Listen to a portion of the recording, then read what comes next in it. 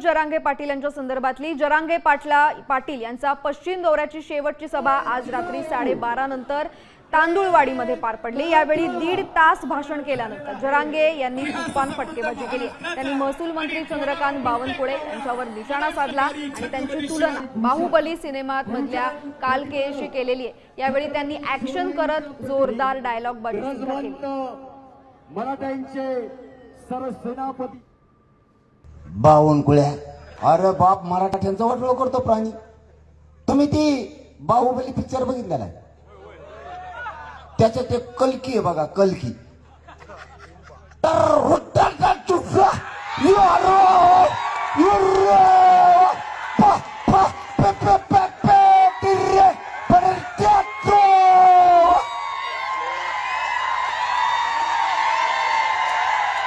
सोपं नाही बाबा बावनकुळ्या,